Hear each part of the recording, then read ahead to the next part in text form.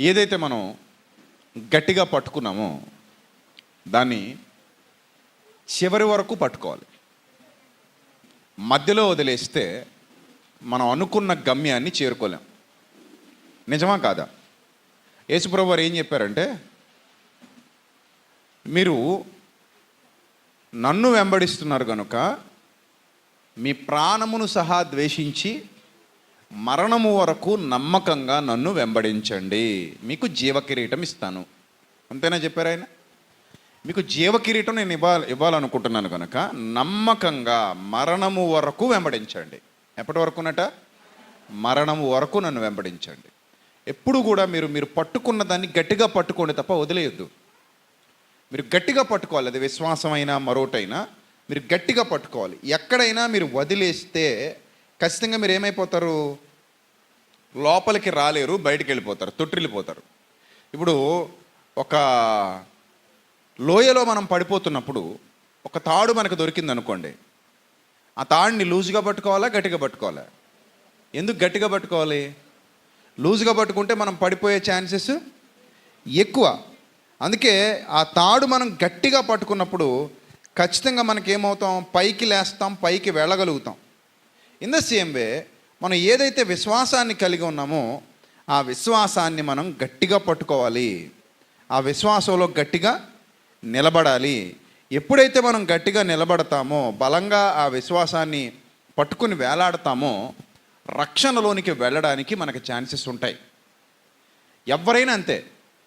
ఒక పనిని మనం చేపట్టాం, దీవెన దొరికేంత వరకు ఎదురు చూడాలి. నూయి తవ్వేవారు కదా పూర్వం మన వాళ్ళు, నూతులు తవ్వేవారు. ఇప్పుడంటే వాటర్ పైపులు అవి వచ్చేసాయి, కానీ పూర్వం అంతా ఏ వాటర్ తాగేవాళ్ళం?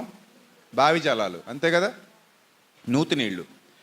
నూతులు తవ్వటానికి ఎంత కష్టపడేవారంటే, నా చిన్నతనంలో నేను నా కళ్ళతో చూసేవాడిని. ఎంత కష్టపడేవారంటే నీళ్లు దొరికేంత వరకు తవ్వుకుంటూ వెళ్ళాలి. మధ్యలో ఒకసారి బండరాళ్ళు అడ్డు వచ్చేస్తాయి. ఈ బండరాళ్ళు అడ్డు వచ్చేసాయని చెప్పేసి వాళ్ళు పని మానేశారు అనుకోండి, నీరు దొరకదు. ఎందుకంటే పై నుంచి కింద వరకు తవ్విందంతా ఏమైపోద్ది? వేస్ట్ అయిపోద్ది, వృధా అయిపోద్ది. అందుకని ఏం చేసేవారంటే ఆ రాళ్లను పగలగొట్టి, ఆ రాళ్లను అడ్డు తొలగించి, ఆ రాళ్ళు చుట్టూ కష్టపడి కొట్టి చేతులు బొబ్బలెక్కిపోతాయి. గుణపంతో తవ్వడం మామూలుగా ఉండదు. ఆ కష్టపడి ఆ రాళ్లను తొలగించి క్రింద ఇంకా మట్టి లోపలికి వెళ్ళి నీళ్లు పైకి వచ్చేలా చేసేవారు. మనం పాత నిబంధనలో చదువుతుంటే యాకోబు బావిని, అబ్రహాము బావిని, ఇస్సాకు తవ్వించిన బావులని రకరకాల సందర్భాలు మనకు రాయబడ్డాయి. పూర్వకాలం అందరూ ఏం తవ్వుకునేవారు? బావులు తవ్వుకునేవారు. ఆ బావి నీళ్లు తాగేవారు. బావి నీళ్ల కోసం ప్రయాసపడి తవ్వుకునేవారు. సో ఇక్కడ మనం జాగ్రత్తగా గమనిస్తుంటే ఆ బావి నీళ్ల కోసం ఎంత ప్రయాసపడతారో చివరి వరకు. మధ్యలో ఆపేస్తే అప్పటి వరకు తవ్విందంతా ఏమైపోద్ది? వృధా అయిపోద్ది. అలాగే విశ్వాసయాత్రలో కూడా మధ్యలో విడిచిపెట్టకుండా చివరి వరకు నిలబడితేనే దీవెన, ఆశీర్వాదాలు. ఎవరు చివరి వరకు నిలబడతారో వాళ్ళకే దీవెన, వాళ్ళకే ఆశీర్వాదం. ఎవరు మధ్యలో వదిలేస్తారో వాళ్ళు దాన్ని కోల్పోతారు. అలా కోల్పోయిన వాళ్ళ జాబితా మనం చూడగలిగితే ముఖ్యంగా మనకు గుర్తొచ్చేది ఇస్కరియోతు యోధ. చాలా అద్భుతమైన అవకాశం దేవుడిచ్చారు. ఎంత అద్భుతమైన అవకాశం అంటే, అపోస్తలులలో ఒకడంటే మామూలు విషయమా? మామూలు విషయమా? చాలా గొప్ప ఆధిక్యత. అది గొప్పదైన ఆధిక్యత, గొప్ప ధన్యత. ప్రభు రాజ్య విస్తరణలో, ప్రభు రాజ్యాన్ని కట్టే పనిలో ఒక స్తంభంగా వాడబడేటువంటి పాత్ర దేవుడిస్తే ఆ పాత్రను చేజేతులారా పోగొట్టుకున్నాడు. కనీసం ఆ 30 వెండి నాణేలైనా మిగిలాయా, ఏమైనా పొట్టక తిన్నాడా అంటే అవి దొరకలేదు. అంటే మధ్యలో వదిలేసుకున్నాడు. ఆ అవకాశాన్ని ఏం చేసుకున్నాడు? మధ్యలో వదిలేసుకుని పోగొట్టుకున్నాడు. సో ఆ పరిస్థితి మన జీవితాల్లోనికి రాకూడదు. మధ్యలో వదులుకొని పోగొట్టుకునేటువంటి దుస్థితి మన జీవితాల్లో రాకూడదు. అలా రాకూడదంటే మనం ఏదైతే విశ్వసించామో దాని గురించి మనకి పూర్తి అవగాహన ఉండాలి. అవగాహన లేనివాడు మధ్యలో తొట్టిల్లిపోతాడు. అవగాహన ఉన్నవాడు చచ్చేంత వరకు దానికోసం నిలబడతాడు. ఏదైనా సరే ఒక పని చేస్తున్నప్పుడు మనకి దాని మీద ఏముండాలి? అవగాహన ఉండాలి. ఈ సందర్భం మీకు అర్థం కావడానికి పాత నిబంధనల నుండి ఒక విలువైన సందర్భాన్ని మీకు చూపిస్తాను, జాగ్రత్తగా చూడండి. రాజుల మొదటి గ్రంథం 19వ అధ్యాయం 13వ వచనం నుంచి చదువుదాం. రాజుల మొదటి గ్రంథం 19వ అధ్యాయం 13వ వచనం. ఏలియా దాని విని తన దుప్పటితో ముఖము కప్పుకొని బయలుదేరి గుహ వాకిట నిలిచాను. అంతలో ఏలియా, ఇచ్చట నీవేమి చేయుచున్నావని ఒకడు పలికిన మాట అతనికి వినబడింది. అంటే ఒక స్వరం వినబడింది. నెక్స్ట్, అందుకతడు, ఇశ్రాయేలు వారు నీ నిబంధనను త్రోసివేసి నీ బలిపీఠములను పడగొట్టి నీ ప్రవక్తలను ఖడ్గము చేత హతము చేసిరి. సైన్యములకు అధిపతియు దేవుడునగు యెహోవా కొరకు మహారోషము గలవాడనై నేను ఒకడను మాత్రమే మిగిలి ఉండగా వారు నా ప్రాణము తీసివేయుటకై చూచుచున్నారని చెప్పాను. చూడండి, నేను ఒక్కడనే మిగిలాను, వాళ్ళు నన్ను కూడా చంపడానికే ప్రయత్నిస్తున్నారు. సో ఇట్స్ ఓవర్ అన్నట్టుగా చెప్పాడు. ఇక ఇక్కడతో ఆశలన్నీ అడియాసలు అయిపోయాయి అన్నట్టు చెప్పాడు. నేను ఒక్కడనే మిగిలాను ప్రభువా, అందరినీ చంపేశారు ప్రభువా, ప్రవక్తలని హతం చేసేస్తున్నారు, ఖడ్గంతో కూల్చేస్తున్నారని చెప్పుకున్నాడు. చెప్పుకుంటే ఎప్పుడైతే ఆయనలో హోప్ చచ్చిపోయిందో, మీరు జాగ్రత్త చదవండి కింద మాట. అప్పుడు యెహోవా అతనికి సెలవిచ్చినదేమనగా, నీవు మరలి అరణ్య మార్గమున దమస్కునకు పోయి దానిలో ప్రవేశించి సిరియా దేశం మీద హజాయేలునకు పట్టాభిషేకం చేయము. ఇశ్రాయేలు వారి మీద నింషీ కుమారుడైన యెహూకు పట్టాభిషేకం చేయము.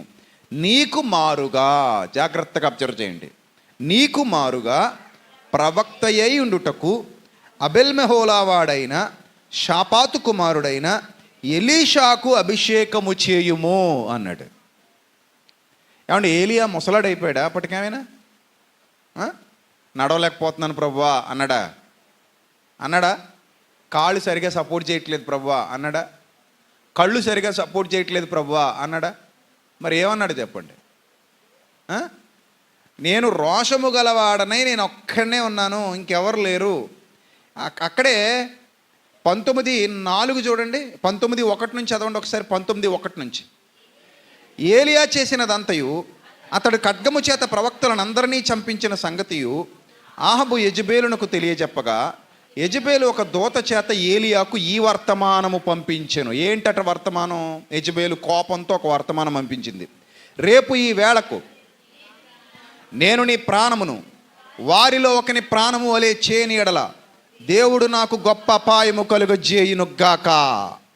కాబట్టి అతడు ఈ సమాచారము తెలుసుకుని లేచి తన ప్రాణము కాపాడుకొనుటకై పోయి యూదా సంబంధమైన బెయేర్షెబకు చేరి అచ్చట ఉండమని తన దాసునితో చెప్పి తాను ఒక దిన ప్రయాణము అరణ్యములోనికి పోయి ఒక బదరీ వృక్షము కింద కూర్చుండి మరణాపేక్ష గలవాడై, యెహోవా, నా పితరుల కంటే నేను ఎక్కువ వాడను కాను, ఇంత మట్టుకు చాలు, నా ప్రాణము తీసుకొనుము అని ప్రార్థన చేశారట. ఒక ప్రవక్త, ఒక రోషం కలిగిన ప్రవక్త, ఎంతోమంది బయలు ప్రవక్తల్ని హతము చేసినటువంటి రోషం కలిగినటువంటి ప్రవక్త, ఒక యెజెబెలు అనే ఒక చీప్ క్యారెక్టర్, ఒక వరస్ట్ క్యారెక్టర్ ఒక వార్నింగ్ ఇచ్చింది.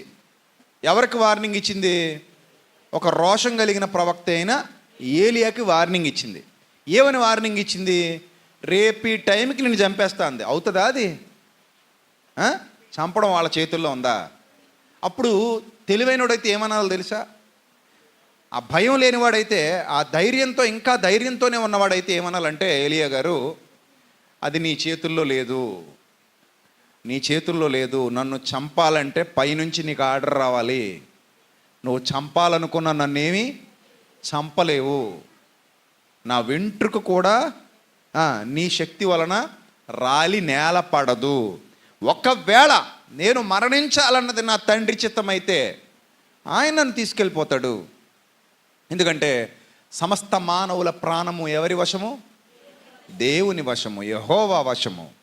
నీ ఉడత బెదిరింపులకి, నీ చిల్లర బెదిరింపులకి భయపడిపోయే బ్యాచ్ కాదు నేను, అది ఎవరితో అయినా పెట్టుకో అని అన్నాడు అనుకోండి, దేవుడు చాలా ఆనందపడేవాడు, చాలా ఆనందపడేవాడు దేవుడు. నా కుమారుడా ఎంత బాగా మాట్లాడావు అనుకునేవాడు.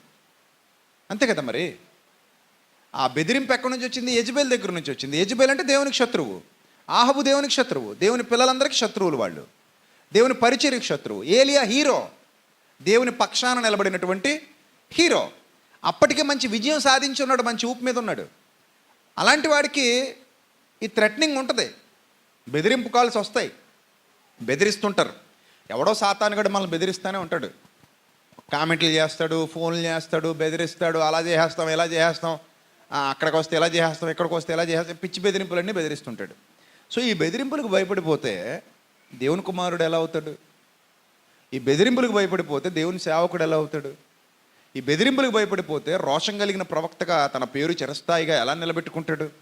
మధ్యలో వదిలేయకూడదు. ఏదైనా సరే, చావైనా బ్రతికైనా పట్టుకున్నామంటే చివరి వరకు పట్టుకోవాలి, చివరి వరకు పట్టుకోవాలి. వస్తాయి బెదిరింపు కాల్స్ వస్తుంటాయి, బెదిరిస్తుంటారు, అలా అంటుంటారు, ఇలా అంటుంటారు, ఏదేదో చేసేద్దాం అనుకుంటుంటారు. ఏమి చేయలేరు, ఏమి చేయలేరు. సో అలాంటి బెదిరింపే యెజెబెల్ బెదిరింపు కూడా. ఏమనంటే, ఇదిగో అయిపోయావు, రేపు సాయంత్రానికి నేను చంపేస్తామంటే, రేపు సాయంత్రానికి నేను చంపేస్తామంటే నీ చేతిలో ఉందా చంపేయడం? చంపేయడం మనుషుల చేతుల్లో ఉందా? యోనాని తీసుకెళ్ళి సముద్రంలో పడేశారండి. రూల్ మాట్లాడుకుంటే యోనా ఏమైపోవాలి? చచ్చిపోవాలి. నేను ఒక వీడియో బయటికి రిలీజ్ చేయలే. నేను ఇజ్రాయెల్ వెళ్ళినప్పుడు యోనా గారు ఏ సముద్రంలో అయితే వెళ్ళారో అదే సముద్రంలో, మెడిటేరియన్ సీలో, నేను ఇంకో పాస్టర్ గారు కలిసి ఒక బోటు మాట్లాడుకుని వెళ్ళాం. అప్పటికే అలలు బాగా పైకి లేస్తున్నాయి. ఆయన అన్నాడు, వద్దులేండి మీరు ఒక్కరు వెళ్ళొచ్చేయండి అన్నాడు. ఏమవుతారండి, లైఫ్ జాకెట్లు ఇస్తున్నాడు కదా, వాళ్ళు ఒక ఇద్దరు ఉన్నారు, మనయేనటి ప్రాణాలు, వాళ్ళ ప్రాణాలు కాదా, వెళ్దాం ఏముంది పదండి, స్టీమర్ ఉంది ఎక్కేద్దాం, చక్కగా పోదాం అని చెప్పేసి ఒక స్టీమర్ మాట్లాడుకుని ఇద్దరు స్టీమర్ డ్రైవ్ చేసే వాళ్ళు ఇద్దరిని పెట్టుకుని లైఫ్ జాకెట్లు వేసుకొని చక్కగా ఎక్కేసాం. సగం దూరం వేగంగా వెళ్ళిపోయిన తర్వాత ఒక్కసారిగా అలలు లేవడం మొదలెట్టాయి. మీరు చెప్తే నమ్మరు, ఇక్కడ నుంచి ఈ షెడ్ ఎంత హైట్ ఉందో దానికంటే డబల్ హైట్ లేచేవి అలలు. ఆ అలల్లో స్టీమర్ ఎక్కడికో ఎగిరి మళ్ళీ పడేదనమాట. అలా పడుతుంటే ఆయన బెంబేలెత్తిపోయి గట్టిగా పట్టేసుకొని ప్రార్థన మొదలెట్టాడు. ఎందుకండి బాబు, నేను వద్దని చెప్పాను కదండి, ఎందుకండి బాబు, ఏముంది ఇదేంటి బాబు అంటే, ఏం అవదయ్యా, పడిపోయినా మనకి జాకెట్ ఉంది, మునగమయ్యా, మనం తేల్తాం, నువ్వు ధైర్యంగా ఉండవయ్యా అని చెప్పి నేను చేతులు వదిలేసి చక్కగా అలా పడుకొని దాని మీద ఆ అలల్ని ఎంజాయ్ చేసుకుంటూ వెళ్ళాం ముందుకి. నాకు ఆ రోజు ఏమనిపించిందంటే, ఈ మాత్రం చిన్న చిన్న అలలకే మనం ఎంత కంగారు అయిపోతుంటే ఈ సముద్రంలో, యోనా గారు ఉన్నప్పుడు గొప్ప తుఫాన్ వచ్చింది, అప్పుడు ఇంకెంత ఎత్తు లేచి ఉంటాయి అలలు. చాలా లోతైన సముద్రం అది, చాలా లోతైంది. తిమింగళాలు ఉన్నాయంటే లోతైంది కదా, అంత లోతైన సముద్రం అది. ఇంకా గలిలీ సముద్రం అనేది చిన్నది, చాలా మధ్యధరా సముద్రం చాలా పెద్దది. అది అంత పెద్ద లేస్తుంటే అలలు, అంత పెద్ద లేచేటప్పుడు ఆ అలలు చూస్తుంటే నాకు అనిపించేది, అమ్మమ్మ ఇంత ఈ అలలకి ఎలా అయిపోతున్నాం, యోనా గారి టైంలో ఎంత పెద్ద అలలు లేచి ఉంటాయో కదా, అందుకే కదా మొత్తం బెంబేలెత్తిపోయి ప్రార్థనలు మొదలెట్టేశారు. అప్పుడు మనకంటే లైఫ్ జాకెట్లు ఉన్నాయి, ఒకవేళ సముద్రంలో పడిపోయినా మునిగిపోం, కొద్దిగా ఈత అలవాటు ఉంది కాబట్టి తేల్తాం, ప్రాబ్లం లేదు, కాసేపు ఈతొచ్చు. అది లైఫ్ జాకెట్ ఉంటే ఎంతసేపు అయినా ఈతొచ్చు. మనకేదో ఒక అరటి పొంత దొరికినంత ప్రశాంతంగా ఉంటుంది లైఫ్ జాకెట్ ఉంటే. లైఫ్ జాకెట్ లేదనుకోండి చచ్చించావు అయిపోద్ది, అందులో ఈతలేం. సముద్రంలో ఈదాలంటే చాలా కష్టం అది, ఏమండి? సో ఇప్పుడు యోనా గారిని అందులో పడేయాలి. జనం అందరూ ఏమనుకుంటారో చెప్పండి, అంత అలలు లేచేటప్పుడు, వాడ మునిగిపోయేంత అలలు. ఆ టైంలో జనం ఏమనుకుంటారు, ఖచ్చితంగా ఇతను ఏమైపోతాడు, చచ్చిపోతాడు, హీస్ నో మోర్, ఇంక ఇతను ఉండడు, చచ్చిపోతాడని అనుకుంటారు అందరూ. కానీ అలా పడేయగానే చేప వచ్చి మింగుతుందని ఎవరికైనా గెస్ చేస్తాడా? దేవుని తలంపులు అలా ఉంటాయి.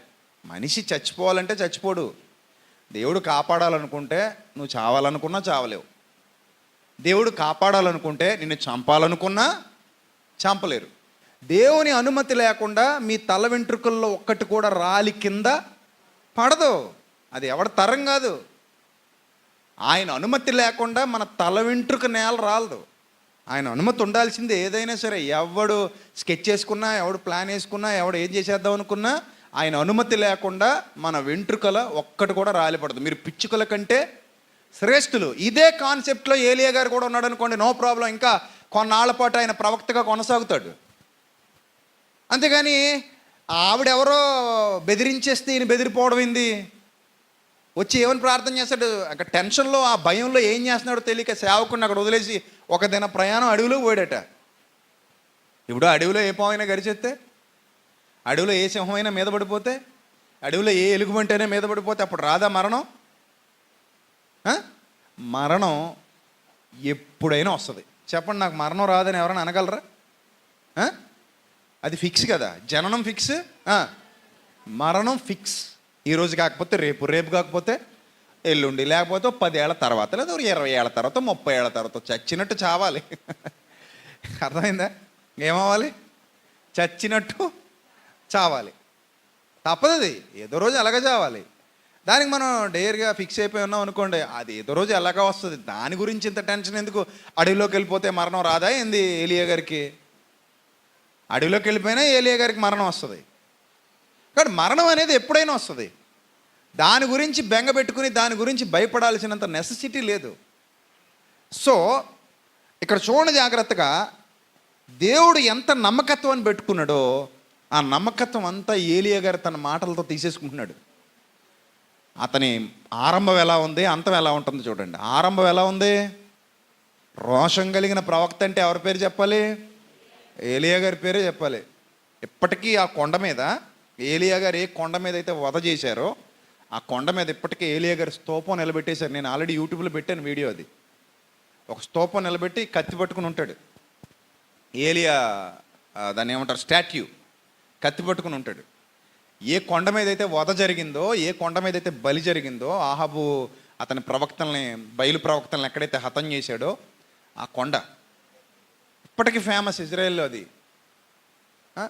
అక్కడికి వెళ్తే ఆయన చరిత్ర అంతా శిలాపలకాల మీద చెక్కు ఉంటుంది, బైబిల్ వచనాలతో సహా. అక్కడ చర్చ్ కూడా ఉంటుంది. అంటే రోషం కలిగిన ప్రవక్త, ఆయన జీవితంలో అదొక అద్భుతమైన ఇన్సిడెంట్. అది అంతమంది ప్రవక్తలతో ఒక్క నిలబడి పోరాడడం. అలాంటి ధీరుడు, వీరుడు, శూరుడు కొన్నాళ్ళకి ఏమైపోయాడు? మెల్లిమెల్లిగా ఒక్క వార్నింగ్ వచ్చేసరికి ప్రాణభయంతో అల్లాడిపోయి భయపడిపోయి ఊరొదిలి పారిపోయాడు, అడవిలోకి పారిపోయాడు. శోధనలు రానివ్వండి, వేదనలు రానివ్వండి, విశ్వాసంలో మాత్రం తగ్గకూడదు. గుర్తుపెట్టుకోండి. ఏదైనా రానివ్వండి, పేకల మీద కత్తొచ్చి కూర్చున్నా సరే విశ్వాసం విషయంలో ఎప్పుడూ తగ్గడానికి వీల్లేదు. ఇదే మనం నేర్చుకుంటున్నాం. చచ్చిపోయేంత వరకు అదే బాటలో ఉంటాం, అదే మాట మీద ఉంటాం. విశ్వాసం విషయంలో ఎప్పటికీ తగ్గకూడదు. ఎందుకంటే మన దేవుడు మనల్ని విడువడు, ఎడబాయుడు. నేను ఇందాక రాజమండ్రిలో మాట్లాడాను, ఒక వండర్ఫుల్ మెసేజ్ అది. అందుకే ఇంటికి వెళ్ళాక అది ఇది వినేయండి. చాలా వండర్ఫుల్ మెసేజ్. ఎందుకంటే ఆయన మనం బాగుండాలని కోరుకుంటున్నాడు తప్ప మనం పాడైపోవాలని కోరుకోవట్లా. నేను అదే చెప్తున్నా. మీ పిల్లలు బాగుండాలని కోరుకుంటారా, పాడైపోవాలని కోరుకుంటారా? చెప్పండి. మీ పిల్లలు ఆశీర్వదించబడాలని కోరుకుంటారా, శపించబడాలని కోరుకుంటారా? కదా. మీ పిల్లలు వర్ధిల్లాలి, దీవించబడాలనే కదా మీ ప్రతి తల్లిదండ్రి కోరుకుంటారు. లేదండి మా పిల్లలు చెడిపోవాలని కోరుకుంటాం అన్న వాళ్ళు ఎవరన్నా ఉన్నారు అక్కడ? ఎవరు ఉండరు కదా. అందరూ మా పిల్లలు బాగుండాలనే కోరుకుంటారు.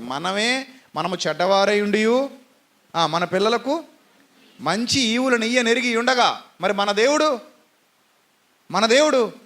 మన గురించి ఇంకెంత బాగుండాలని కోరుకుంటాడు, ఇంకెంత మనం మంచిగా ఉండాలని కోరుకుంటాడు, ఇంకెంత మనం ఆశీర్వాదకరమైన స్థితిలో ఉండాలని కోరుకుంటాడు. ఆ ఒక్క విషయాన్ని మీరు మనసులో పెట్టుకుంటే మన దేవుడు మనల్ని విడివడి ఎడబాయడు. మన నమ్మకత్వాన్ని మనం కాపాడుకుంటే చాలు, గట్టిగా పట్టుకుంటే చాలు. సో ఎప్పుడైతే ఏలియా గారు ఇలాంటి మాటలు చెప్పడం మొదలుపెట్టాడో, నన్ను చంపేమని అడుగుతున్నాడు చూడండి, ఇంత మట్టుకు చాలు, నా ప్రాణం తీసుకో అని ప్రార్థన చేశారట. ఇంత మట్టుకు చాలు, నా ప్రాణం తీసుకో ప్రభా, ఇంక చాలు ప్రభా, ఇంకేం చేస్తాను ప్రభా, నా ప్రాణం మీదకి వచ్చేసింది అంటే దేవుడు కాపాడలేనంత అసమర్థుడా? దేవుడు కాపాడలేనంత అసమర్థుడా? ఆవిడేదో బెదిరిస్తే ఈయన జరగనిస్తాడా? జరిగిందా? పోని చెప్పండి మీరు. యెజబేలు ఏలియా ప్రాణం తీయగలిగిందా? ఆ సవాల్లాగే ఉండిపోయింది. అర్థమైందా? ఆ సవాలు ఏం సవాల్ చేసింది? రేపు సాయంత్రానికల్లా నేను చంపేస్తానంది. అవనిచ్చాడు దేవుడు, ఆ విషయం జరగనిచ్చాడు దాన్ని. కానీ నేను అనవసరంగా భయపడిపోయి ఆ విశ్వాసంలో వైదొలుగుతున్నాడు, కిందికి వస్తున్నాడు. ఎత్తుకు ఎదగాల్సినోడు కిందకు వస్తున్నాడు. మన జీవితంలో కూడా ఇలాంటివి కొన్ని పాఠాలు ప్రియులారా. ఎప్పుడు సరే, ఏదైనా సరే, ఖడ్గం రానివ్వండి, కరువు రానివ్వండి, హింస రానివ్వండి, శోధన రానివ్వండి, బాధ రానివ్వండి, వేదన రానివ్వండి, ఏదైనా కానివ్వండి, చావు వరకు నమ్మకంగా ఉండాలి, మరణం వరకు నమ్మకంగా ఉండాలి. మనం నిబంధన ఎవరితో చేసాం? మనుషులతోనా, దేవునితోనా? దేవునితో చేసాం. ఆయన మనల్ని విడివడు, ఎడబాయుడు. రాసి పెట్టుకోండి. ఏదైనా కానివ్వండి, దేవుడు నిన్ను విడివడు, ఎడబాయుడు. నువ్వు నమ్మకంగా ఉండు, అంతే. నువ్వు నమ్మకంగా ఉండు. ఆయన నిన్నెప్పుడు విడిచిపెట్టడు, ఆయన నిన్నెప్పుడు వదులుకోడు. నువ్వంటే ఆయనకు అంత ఇష్టం, అందుకే నిన్ను ఎన్నుకున్నాడు, అందుకే నిన్ను కావాలనుకున్నాడు. ఆయన దూతల కాపుదల కూడా కనబడకుండా మన చుట్టూ ఉంటుంది. మనం ఏమనుకుంటామంటే మనం మామూలుగా వెళ్ళిపోతున్నాం, మన చుట్టూ ఎవరున్నారు అనుకుంటాం. మర్చిపోకండి, ఆయన యందు భయభక్తులు గలవారి చుట్టూ ఆయన దూత కావలి ఉండును అని వాగ్దానం ఆయన స్పష్టంగా చెప్పాడు. ఆయన యందు భయభక్తులు గలవారి చుట్టూ ఆయన దూత కావలి ఉండును. నో డౌట్, రాసి పెట్టుకోండి. మీరు ఎక్కడికైనా వెళ్ళండి, ఆయన మీ ప్రాణనాథుడు, ఆయన మిమ్మల్ని కాపాడుకుంటాడు. ప్రతి విషయంలో నిన్ను నడిపిస్తాడు. నువ్వు ఆయన యందు భయభక్తులు నిలిపి ఉండంతే, చాలంతే. ఆయన దూతల కాపుదల నీకు ఉంటుంది. కనిపించని దూతల కాపుదల నీ చుట్టూ ఆవరించి ఉంటుంది. కనిపించకుండా నిన్ను కాపాడుకునేటువంటి ఆయన దూతలు ఉంటారు. ఎందుకంటే నువ్వు ఆయన కుమారుడివి, నువ్వు ఆయన కుమార్తెవి. నీకు ఆ ఘనత ఉంది దేవుని దృష్టిలో. ఇది నీకు అర్థమైతే చాలు, భయం ఉండదు. ఏలియా గారికి ఇవన్నీ తెలుసు, అన్నీ తెలుసు. కానీ ఏదో తెలియని చిన్న భయం లోపలికి వచ్చింది. ఆ భయం ఆయన విశ్వాసం అనే కోటను బద్దలు కొట్టేసింది. బద్దలు కొట్టేసి చివరికి ఏమని ప్రార్థన చేశారంటే, ప్రభువా నన్ను చంపే ప్రభువా చాలా అన్నాడు. ఎప్పుడు మన జీవితంలో ఎప్పుడు అలాంటి ప్రార్థన చేయకూడదు. అర్థమవుతుందా? ఎప్పుడు మన నోటి వెంట రాకూడని ప్రార్థన ఏంటంటే, ప్రభువా నన్ను చంపేయి, నేను తట్టుకోలేను, ఇంక చాలు, ఈ భయాలతో నేను భయపడిపోతున్నాను, నాకు చాలు, ఈ శోధన ఇంక చాలు, నన్ను చంపేయి అనే ప్రార్థన ఎప్పుడు మన బ్రతుకులోకి వచ్చినా మనం విశ్వాసం విషయంలో వైదొలిగిపోయామని లెక్క. అర్థమైందా? దేవుడికి నిన్ను చంపాలో బతికించాలో ఆయనకు తెలీదా? నీకేమివ్వాలో ఆయనకు తెలీదా? నిన్నేం చేయాలో ఆయనకు తెలీదా? అప్పుడప్పుడు చూడండి, ప్రసవ వేదన అనుభవించే స్త్రీలు ఉంటారు కదా హాస్పిటల్లో, నొప్పులు వస్తూ ఉంటాయి వాళ్ళకి. 9 నెలలు అయిపోతాయి, నొప్పులు వస్తూ ఉంటాయి, స్ట్రెచ్చర్ మీద పడుకోబెడతారు, తీసుకెళ్తారు. వాళ్ళు ఏమంటారు చెప్పండి? నొప్పి తట్టుకోలేక చంపేయండి బాబోయ్ చంపేయండి అంటారు. అప్పుడు డాక్టర్ గారి దగ్గరికి వచ్చి పీక నొక్కేస్తున్నాడు అనుకోండి, ఎలా ఉంటుంది? వాళ్ళు చేస్తారా డాక్టరు? ఇప్పుడు పీక నొక్కేసాడు అనుకోండి, ఆ చుట్టుపక్కల పీక నొక్కేస్తున్నాడు, మరి చంపేయమంటుంది కదండి, ఇంక చంపేద్దామని పీక నొక్కేస్తున్నానండి అని అనుకోండి, అది పద్ధతి కాదు. ఆవిడ ఏదో నొప్పులు భరించలేక ఏమంటది? చంపేయండి బాబో చంపేయండి అంటది. కానీ డాక్టర్ చంపడు. ఆయనకి తెలీదా నువ్వు చంపాలో బతికించాలో, నీ కడుపులో ఉన్న బిడ్డను ఎలా బయటికి తీయాలో, ఏ విధంగా ప్రసవం జరిగించాలో, ఏ విధంగా నీకు ఆ బాధ నుండి నిన్ను విముక్తురాలను చేసి ఆ బిడ్డను నీ ఒడిలో వేసి నీ గుండెల మీద వేసి నీ ఆనందానికి ఎలా కారణం కావాలో డాక్టర్కి తెలిసినట్టే దానికంటే ఎక్కువగా దేవుడికి ఇంకా బాగా తెలుసు. శ్రమలో నీకు ఎలా తోడే ఉండాలో, శ్రమలో నుండి నిన్ను ఎలా విడిపించాలో, నీకు ఎలా మార్గాన్ని కలుగు చేయాలో, నీకు ఎలా సంతోషాన్ని ఇవ్వాలో, నీకు ఎలా ఆనందాన్ని ఇవ్వాలో దేవుడికి ఇంకా బాగా తెలుసు. అదొక్కటి నీకు అర్థమైతే ప్రభువా నన్ను చంపే ప్రభువా అని ఎప్పుడు ప్రార్థించవు. యోబు ఎప్పుడైనా ప్రార్థించాడా? ఈ బాధలు తట్టుకోలేకపోతున్నాను ప్రభువా నన్ను చంపేయి అని యోబు అనుంటే ఈరోజు యోబు గ్రంథం మనం చదువుకోగలుగుదాం, అంత కిక్కుతో. యోబు గ్రంథం చదువుతుంటేనే కిక్కు వస్తుంది. అబ్బా ఏమి విశ్వాసం, హ్యాట్స్ ఆఫ్ యోబు గారు అంటాం. అదే అలా కాకుండా బాబో నన్ను తీసిపో బాబోయ్, నేను పళ్ళపోతున్నాను బాబు, నన్ను చంపే బాబోయ్ అన్నాడు అనుకోండి యోబు గారు, ఇంకా గ్రంథం చదవబుద్ధేద్దా? అస్సలు ఆ దేవుడే రాయించడు. మనకు చదవబుద్ధి వేయడం పక్కన పెట్టండి, దేవుడే వ్రాయించడు. ఇంకా రాయించాల్సిన పని కూడా లేదు. ఎందుకంటే విశ్వాసం విషయంలో ఏమైపోయినట్టు? తప్పిపోయినట్టు. కాబట్టి ఓర్పు నిరీక్షణ పరీక్షను కలుగు చేయనన్నాడు కదా. సో ఆ ఓర్పుతో, నిరీక్షణతో, సహనంతో, పరీక్షతో ఎదుర్కోవాలి దేన్నైనా సరే. రోజులు ఎప్పుడూ ఒకలా ఉండవు, మారుతాయి. పేజ్ తిరగేసిన తర్వాత పరిస్థితులు మారిపోతాయి. పేజ్ అంటే మన రోజు, మన జీవితం అనే బుక్లో ఒక రోజు పోయిందంటే ఒక పేజ్ తిరగేసినట్టు లెక్క. పేజ్ తిరగేసే కొలది పరిస్థితులు మారుతాయి. ఎప్పుడు పరిస్థితులు ఒకలాగా ఉండవు. పెద్దోళ్ళు అంటారు చూడండి, పడిపోయిన గోడలు పడిపోయినట్టు ఉండవు అంటారు కదా పెద్దలు. ఇన్ ద సేమ్ వే మన బ్రతుకు కూడా ఎప్పుడు ఒకలా ఉండదు, మారుతుంది. It will change. You can wait for that. ఆ మార్పుతో మంచి కొరకు నువ్వు ఎప్పుడైతే ఎదురు చూస్తూ ఉంటావో, సహనంతో నువ్వు ఎప్పుడైతే ఉంటావో రోజులు మారుతాయి, ఫలభరితంగా ఉంటాయి. కానీ ఇక్కడ ఏలియా గారు కుంగిపోయాడు. శ్రమదినమున కృంగినవాడు ఏమవుతాడట? చెప్పండి, శ్రమదినమున కృంగినవాడు ఏమవుతాడట? చేతకాని వాడగును అన్నాడు. ఎప్పుడు కూడా గుర్తుపెట్టుకోండి ప్రియమైన దేవుని సంగమా, శ్రమ వస్తే కుంగిపోకూడదు, విశ్వాసాన్ని వదులుకోకూడదు. ఎట్టి పరిస్థితుల్లో బలంగా నిలబడాలి. బలంగా నిలబడినప్పుడు దేవుడు నిన్ను ఇంకా ఎత్తుకు తీసుకెళ్తాడు, ఇంకా ఎత్తుకు తీసుకెళ్తాడు. యోబు గారి జీవితంలో వచ్చిన శ్రమలు మామూలు శ్రమలు కాదు అవి. మరి ఆ శ్రమలకి కృంగిపోయి ఉండుంటే ఆయన భార్య మాట్లాడిన మాటలే ఈయన మాట్లాడాలి. భార్య ఏమంది? దేవుని దూషించి చచ్చిపోమంది, మరణము కమ్మ నేను. ఒకవేళ అదే పందాలు ఈయన వెళ్ళాడు అనుకోండి, నాకు తెలిసి యోబు భార్య దూషించే ఉంటుంది దేవుణ్ణి. దూషించమని భర్తకి చెప్తుందంటే ఇప్పుడు దూషించకుండా ఉంటుంది. ఆ హృదయంలో అయినా దూషించి ఉంటుంది. ఇంకా హృదయంలో అయినా దూషించి ఉండకపోతే దూషించమని ఎందుకు చెప్తుంది? సో అదే పందాలో ఈయన కూడా వెళ్ళాడు అనుకోండి, నా యోబును చూచితివా, నీతిమంతుడు యథార్థవంతుడు అటువంటి వాడు ఎవడును భూమి మీద లేడు. ఈ మాటలు దేవుడిచ్చిన సాక్ష్యాలు సాతాను ముందు ఏమైపోతాయి? ఇవన్నీ ఏమైపోతాయి? బూడిదలో పోసిన పన్నీరు అయిపోతాయి. సాతాను ముందు దేవుణ్ణి ఓడించేసినోడు అవుతాడు, దేవుణ్ణి అవమానపరిచినోడు అవుతాడు. కానీ అలా చేయలేదు యోబు. ఏ విషయంలో తప్పిపోలేదు, ఒక్క మాట విషయంలో కూడా తప్పిపోలేదు. ఓర్చుకున్నాడు మహానుభావుడు, అన్నీ పంటి బిగును ఓర్చుకున్నాడు, కష్టపడ్డాడు, శ్రమపడ్డాడు, రెట్టింపు దీవెన ఆశీర్వాదాలు పొందుకున్నాడు. అందుకే శోధింపబడిన మీదట నేను సువర్ణమై మారెదను. ఒక మంచి పాట ఉంటుంది, ఆ పాట నేను వెళ్ళే ఆ మార్గము, చాలా మంచి పాట అది. నేను వెళ్ళే మార్గము నా యేసుకే తెలియును, శోధింపబడిన మీదట నేను సువర్ణమై మారెదను, నేను వెళ్ళే మార్గము నా యేసుకే తెలియును.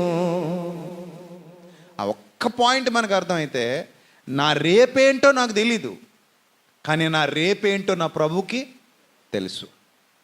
కృంగిపోయినప్పుడు అనుకుంటాను ఇంక నాకు ఏమీ లేదు, ఇంక ఇక్కడితో అయిపోయింది అనుకుంటాను. కానీ నా దేవుడికి నా భవిష్యత్తు తెలుసు. రేపు ఉందిరా నాయన, ఇంతకంటే బాగుంటావురా నాయన అని ఆయన అనుకుంటాడు. గోతులో పడిపోయినప్పుడు యోసేపు నాకు ఇంకేముందిలే ఇక్కడితో నా చాప్టర్ క్లోజ్ అనుకుంటే, దేవుడు ఏమనుకుంటాడు? లేదురా నాయన, నీ చాప్టర్ ఇక్కడితో క్లోజ్ కాదు, నువ్వు సింహాసనం ఎక్కబోతున్నావురా, నీ భవిష్యత్తు బాగుంటుందిరా అంటాడు.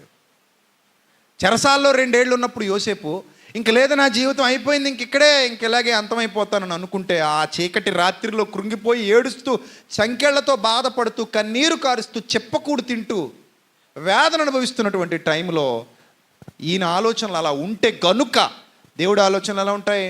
లేదురా నాయన, నువ్వు 1000 మందికి ఆహారం పెట్టబోతున్నావు, అత్యద్భుతమైన ప్రపంచ వింతలలో ఒక వింతైన పిరమిడ్లు కట్టబోతున్నావు, ఎంబామింగ్ ప్రక్రియకు శ్రీకారం చుట్టబోతున్నావు, సంవత్సరాల పాటు ధాన్యం నిలవ ఉండే పద్ధతిని కనుగొనబోతున్నావు, 1000 మంది ఆహారం కోసం నీ చుట్టూ తిరగబోతున్నారు, నీకు రాజముద్ర ఉంగరం పెడతారు, ఒక మంచి అమ్మాయిని పెళ్లి చేసుకుంటావు, 2 బంగారా లాంటి బిడ్డలు పుడతారు, నీకు 2 ఆశీర్వాదం మీ నాన్న దగ్గర నుంచి రాబోతుంది. ఇవన్నీ నాకు తెలుసు, ఇది నీ భవిష్యత్తు నాకు తెలుసు. కానీ నువ్వెందుకు కృంగిపోతున్నావు? రాత్రి నువ్వెందుకు ఏడుస్తున్నావు? ఈ రాత్రి నువ్వు ఏడుస్తున్న ఆ వర్తమానంలో ఆ పరిస్థితులు చూసి ఏడుస్తుంటావు, కానీ దేవుడు నీ భవిష్యత్తు చూసి ఆనందపడుతుంటాడు. అందుకే మనకు తెలియంది మన తండ్రికి తెలుసు. గుర్తుపెట్టుకోండి, మనకు తెలియని విషయాలు మన తండ్రికి తెలుసు, మనకు అర్థం కాని విషయాలు మన తండ్రికి తెలుసు. ఎప్పుడు కృంగిపోకూడదు. ఈరోజు ఎలా ఉంటే రేపు ఇంకా బాగుండొచ్చు. అందుకే ఎప్పుడు విశ్వాసాన్ని విడిచిపెట్టకూడదు, గట్టిగా పట్టుకోవాలి. ఇంకా అంతా అయిపోయిందని అనుకోవడం అబద్ధం, మూర్ఖత్వం. ఆ మూర్ఖత్వంలోనే చాలామంది ఉరిదీసేసుకుంటారు, చాలామంది పురుగుల మంది తాగేస్తారు, చాలామంది కిరసనాయలు పోసుకుని తగలెట్టుకుంటారు, చాలామంది ట్రైన్ కింద తల పెడుతుంటారు. వీళ్ళ పిచ్చి ఏంటంటే ఇంకా అంతా అయిపోయింది అనుకుంటారు. వాళ్ళు అంతా అయిపోయింది అనుకుంటారు. ఏమో నీ కోసం ఇంకా అందమైన భవిష్యత్తు ఏముందో ఎవరికి తెలుసు. అందుకే ఎప్పుడు అలాంటి పిచ్చి ప్రార్థన చేయకూడదు. ఏలియా గారు చేసినట్టు, నన్ను తీసేసుకో ప్రభువా అంటే నువ్వెవరు చెప్పడానికి? ఇప్పుడు నేను పాయింట్ అడుగుతా, నన్ను పుట్టించు ప్రభువా, ఈరోజు సాయంత్రం 5 గంటలకు నన్ను పుట్టించు ప్రభువా, వచ్చే సంవత్సరం పలానా తారీఖున పలానా ఇంట్లో పలానా ఊళ్ళో నన్ను పుట్టించు ప్రభువా. ఎవరన్నా అడిగారా? నువ్వు అడిగావా? అడిగావా? నేను అడిగానా?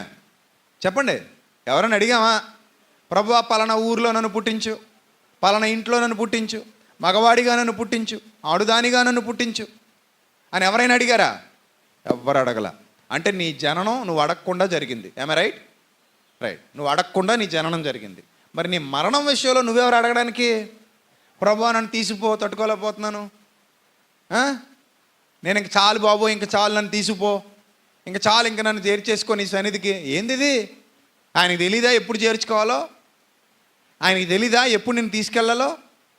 ఆయనకి తెలీదా ఎప్పుడు ఆయన సన్నిధిలో నిన్ను నిలబెట్టుకోవాలో, పరలోకంలో నిన్ను కూర్చోబెట్టుకోవాలో ఆయనకి తెలీదా? మనం చెప్పాలా?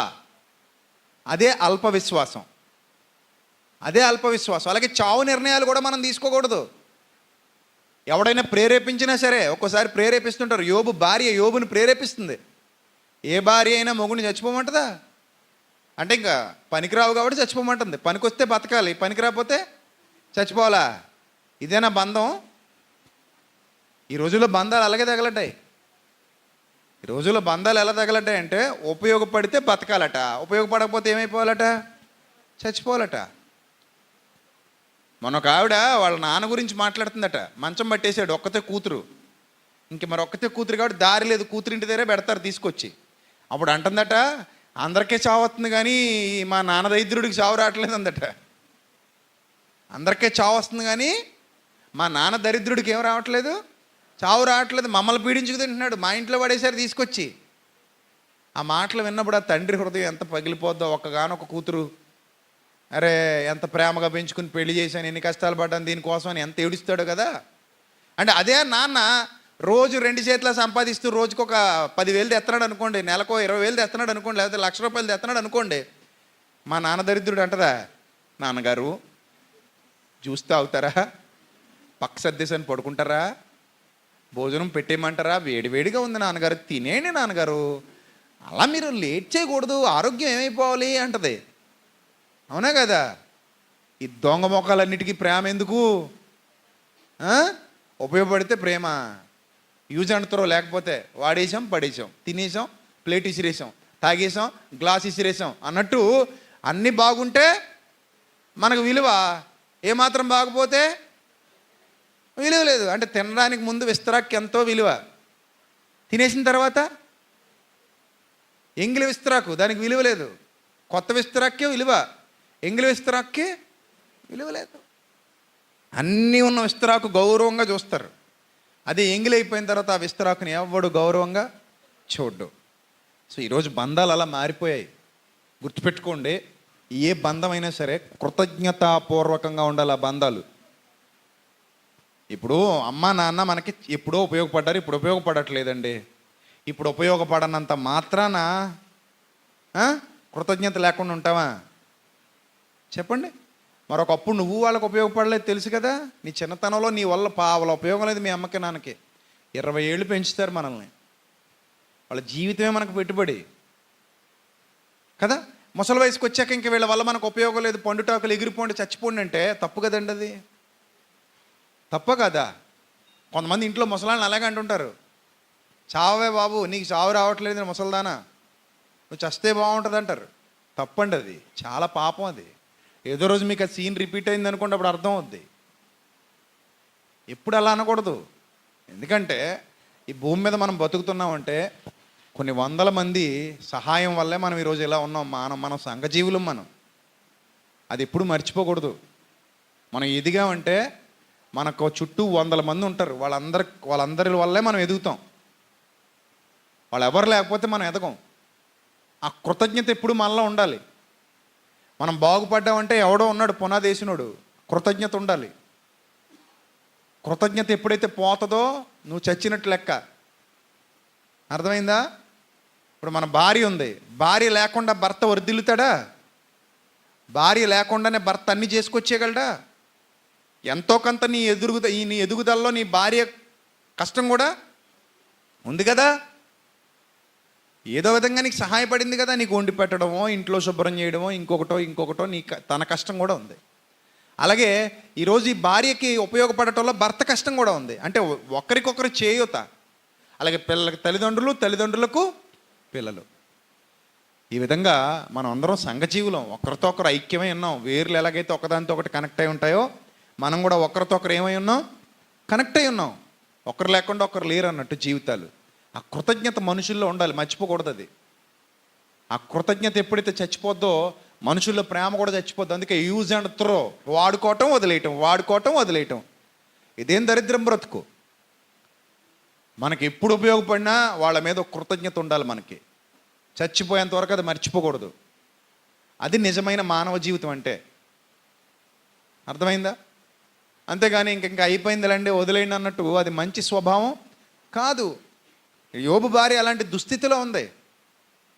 మొగుడినే చచ్చిపోమంటుంది. నువ్వు చచ్చిపో, మరణించు, దేవుని దూషించి చచ్చిపో అంటే ఇంకెందుకు, నీ వల్ల యూజ్ లేదు కదా అన్నట్టు. కాబట్టి ఆ నీచమైన క్యారెక్టర్ మనకు ఉండడానికి వీలు లేదు లేదు. చివరి వరకు గట్టిగా నిలబడాలి. ఎప్పుడు హోప్ కోల్పోకండి. ఆశావహ దృక్పథం రాసి పెట్టుకోండి. ఆశావహ దృక్పథం మనందరి బతుకుల్లో ఉండాలి. ఎప్పుడు మన జీవితం మోడైపోదు. మోడుగా నరికేసినా కూడా మళ్ళీ చిగురించే అవకాశం ఉందా లేదా చెప్పండి. చిగురించే అవకాశం ఉందా లేదా? ఉంది. ప్రభువు నామంలో మనం మరలా చిగురిస్తాం. అదే మన విశ్వాసం. అసలు మన విశ్వాసం ఎంత గొప్పదో చెప్పనా? ఒక్క మాట, ఇంకా దీనికంటే గొప్ప మాట ఇంకోటి ఉండదు. ఎంత గొప్పదంటే మన విశ్వాసం, మట్టిలో నన్ను శవంగా పెట్టేసినా సరే నేను మరలా పునరుద్ధానంలో తిరిగి లేస్తా. వాట్ ఏ వండర్ఫుల్ ఫెయిత్ అండి అది. ఇంకా దానికంటే ఫెయిత్ ఏముంటుంది చెప్పండి? నన్ను మట్టిలో పెట్టేసినా సరే పునరుద్ధానంలో నేను తిరిగి లేస్తానే విశ్వాసంతో బతుకుతున్న నేను ఈ భూమి మీద చిన్న చిన్న వాటికే కుంగిపోతే ఎలాగా? అంత పెద్ద విశ్వాసం ఉన్న నేను చిన్న చిన్న చిన్న చిన్న సమస్యలకు కృంగిపోతే నా విశ్వాసం ఏమైపోవాలంటున్నాను. కాబట్టి ఎప్పుడూ కృంగుబాటొద్దు, ఎప్పుడు కృంగుబాటొద్దు. ఈ విషయంలో ఏలియా మనకి ఇంకో రకంగా పాఠం నేర్పిస్తున్నాడు. బయలు ప్రవక్తల్ని రోషంతో గెలిచినప్పుడు ఒక రకంగా పాఠం నేర్పిస్తాడు. ఇక్కడ ఈ కృంగుబాటు సమయంలో మరో విధంగా పాఠం నేర్పిస్తున్నాడు. కాబట్టి ఎప్పుడూ కూడా కృంగిపోకండి. అంత పెద్ద విశ్వాసం భుజానికి ఎత్తుకుని మోస్తున్నాం. ఈ జీవితంలో చిన్న చిన్న సమస్యలను ఎదుర్కోవడం పెద్ద కష్టమా?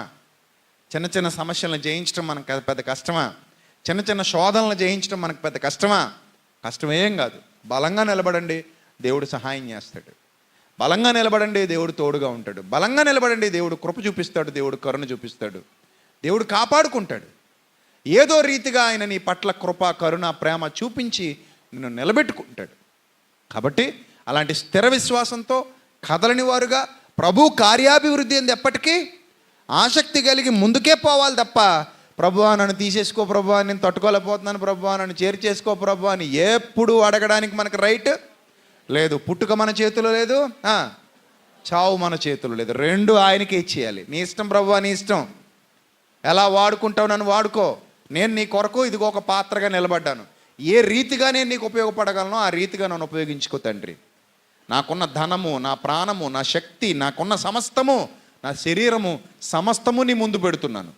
నీకు ఎలా కావాలనుకుంటే అలా నన్ను వాడుకో, నీకు ఎలా కావాలనుకుంటే అలా నన్ను ఉపయోగించుకో అని చెప్పగలిగే స్థిరమైన నిజమైన విశ్వాసం మనందరి బ్రతుకుల్లో ఉండి తీరాలి. లేకపోతే మనం చచ్చిపోయిన శవంతో సమానం. అర్థమవుతుందా? మనం జీవము గల దేవుని సంఘాలమే తప్ప, సంఘ సభ్యులమే తప్ప చచ్చిన శవాలము కాము. కాబట్టి ఏలియా గారు నేర్పిస్తున్న ఈ పాఠం మీ జీవితంలో ఒక గుణపాఠం కావాలి. మనకి బోధ మన ఆత్మీయ జీవితాన్ని వర్ధిల్లింప చేయడానికి ఉపయోగపడాలని మనస్ఫూర్తిగా కోరుతూ నా మాటలు ముగిస్తున్నాను. తల్ల వంచండి, ప్రార్థన చేసుకుందాం. సర్వకృపానిధి, కనికరం కలిగినటువంటి మా కన్న తండ్రి, దయగలిగిన మా దేవ, ఇప్పటి వరకు విలువైన మీ మాటలతో మా హృదయాలు పోషించినందుకు స్తోత్రం తండ్రి. మమ్మల్ని బలపరచండి, మీ కృపలో భద్రపరచండి, జ్ఞానం ఇవ్వండి, వివేకం ఇవ్వండి, మీ సన్నిధి కాంతి మా మీద ప్రకాశింపచేయండి. మీ సత్యవాక్యంతో మమ్మల్ని సంధించి బలపరిచి భద్రపరిచి నడిపించమని, విశ్వాసమందు భాగ్యవంతులుగా స్థిరులుగా కదలని వారుగా మీ కార్యాభివృద్ధిని ఎప్పటికీ ఆసక్తి పరులుగా ఉండినట్లు సహాయం అనుగ్రహించమని ఘనత, మహిమ, ప్రభావములు మీకే చెల్లిస్తూ క్రీస్తు నామల్ని ప్రార్థన మనవలు అడిగి వేడుకొనిచున్నాం మా కన్న తండ్రి. ఆమేన్.